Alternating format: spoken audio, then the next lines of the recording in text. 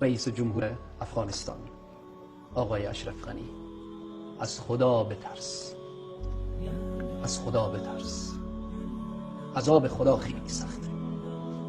والله قسم به اون روزی که صدای لمن الملک دهد شاهان را، اون لحظه ای که گفته شد لمن الملک اليوم لله الواحد القهار، او روز پادشاهی به دردتون نمیخوره. دختر افغان رقاصه میشه، دختر افغان به بیراهه کشانده میشه، دختر افغان اگر بی حجاب میشه، دختر افغان اگر بی عزت و بی عفت میشه، خدا از تو پرسان میکنه. رئیس جمهوری، مسئولیت عظیم و بزرگ به دوش توست، خدا از تو پرسان میکنه. قبل از اینکه من به برنامه بیام وارد استادیو وصال حق بشم، خیلی خبر دلخراش به من رسید.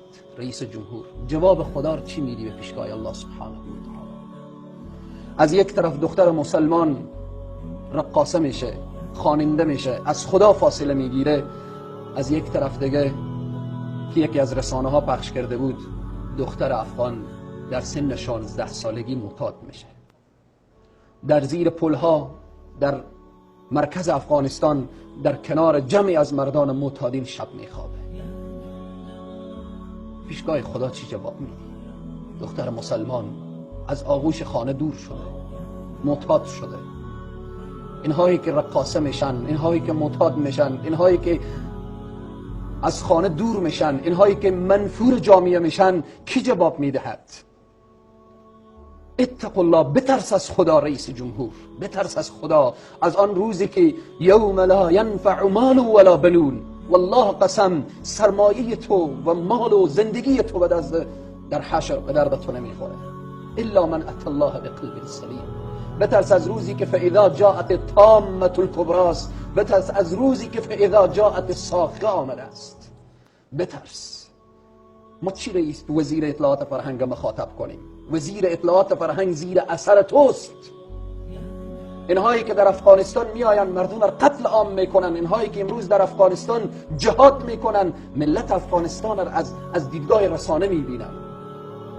4 تا رقاصه و بالاخره در افغانستان آمده، 4 انسان فاسق و فاسقه آمده در افغانستان. امروز رسانه های افغانستان به خارج از افغانستان نمایندگی از کل افغانستان میکنه.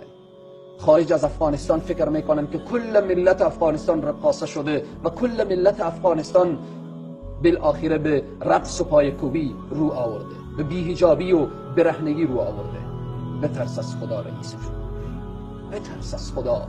بترس از روزی که در آن روز یوم یفر المرء من اخیه و امه و ابیه و صاحبته و بنی. بترس از آن روز، بترس از آن روزی که یا ایها الناس اتقوا ربکم ان زلزله الساعه شیء عظیم. بترس از خدا رئیس جمهور، بترس از خدا.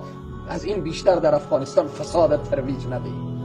والله قسم هر گوشه فساد باشه، اینها همه به حکم توست، به فرمان توست، چون تو میتوانی که پیش روی اطلاعات فرهنگر بگیری، میتوانی که وزیر اطلاعات فرهنگر انسان مؤمن و مسلمان و متدین تعیین بکنی، میتوانی بیایی به صفحه تلویزیون پیش روی این رسانه های لجام گسیختر بگیری. ولی چرا نمیگیری؟ چرا فرمان صادر نمی کنی؟ چرا قانون شکنی میکنی؟ قانون خدا و پیامبر میشکنی؟ چرا قانون اساسی کشور را عمل نمی کنی؟ به هر حال توصیه من برای توست، تو کسی که جز این فردی از افراد این کشوری، امروز فقط اسم تو شده رئیس جمهور. من وظیفه و مسئولیت دارم که تو را متوجه بسازم. زباغ رعیت ملک اگر خورد سیبی، برابرن غلامانش درخت از بیخ.